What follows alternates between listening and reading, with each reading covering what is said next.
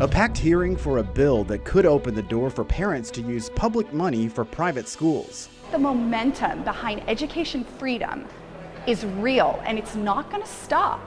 We dig deeper into the plans and the potential impact on public schools, how people on both sides are making their case. A showdown at the Capitol over tax cuts. We have an opportunity here to provide the largest tax cut in our state's history, and we should certainly do it. House members passed their plan for property tax relief, while the lieutenant governor says the Senate will shut it down. Lawmakers push to cut the cost of prescription drugs by importing them from Canada. Texas tried this before and got blocked in court. We look at what's different this time. Produced from the Capitol in Austin and airing statewide, this is the award-winning State of Texas. Hello, and thank you for joining us. I'm Josh Hinkle. Hundreds of people packed a hearing Tuesday at the Capitol. They came to speak for and against a House plan to fund education savings accounts. The House Committee on Public Education heard more than 900 people. The bill could open the door to letting parents use public money to pay for private schools. Testimony lasted more than 10 hours, and at the end of it, the committee left the bill pending. But as Ryan Chandler shows us, the debate is far from over.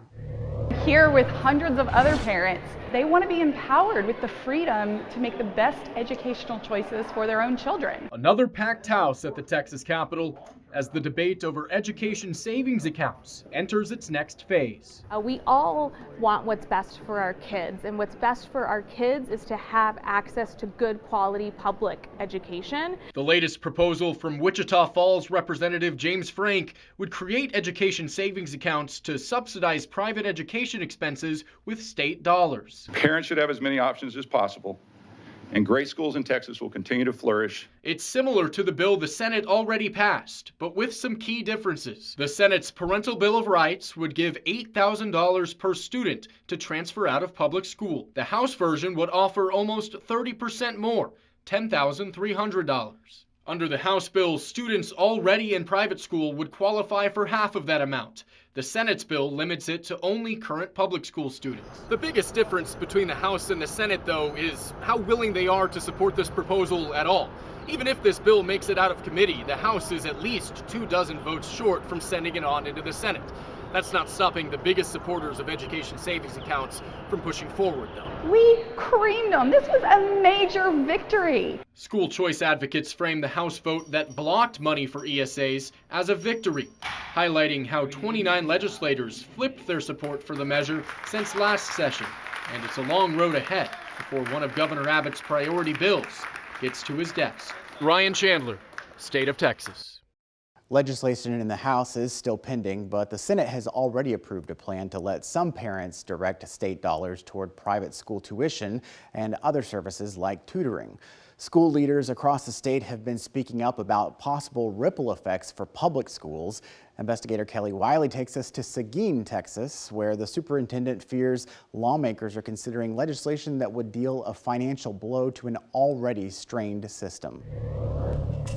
More than an hour away from the Texas Capitol in rural Guadalupe County, Seguin ISD Superintendent Matthew Gutierrez is worried about how new legislation will impact his 13 campuses. He and other Texas superintendents have been speaking out for months on social media and in front of lawmakers. This session is really an opportunity to bring the needed changes to public education across Texas.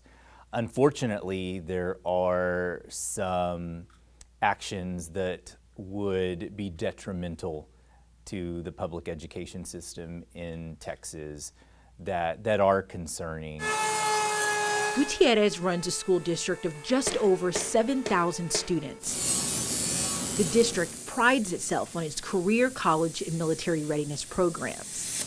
You see this red line there? But much like the rest of the state for the last several years, Gutierrez has been working through a staffing crisis. I feel like there are efforts right now to dismantle public education in a variety of ways. Education spending accounts which would fund private schools that would be immune from the accountability that exists with public schools, from state assessments, from financial transparency, from public information requests, from open meetings. There's a lot of accountability in place in public schools that doesn't exist in a private school. They can have selective enrollment. They do not have requirements to educate students who are special education or emergent bilingual.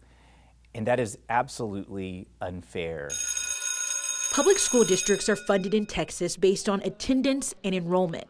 Some Texas school leaders say the introduction of a voucher-like program would pull money from an already underfunded system. Our Catholic schools. But school voucher supporters, like Jennifer Allman with the Texas Catholic Conference of Bishops, that operates 250 private Catholic schools across Texas, told lawmakers vouchers would not harm public schools. We estimate that 90% of our schools will participate and have the capacity to add around 20,000 students.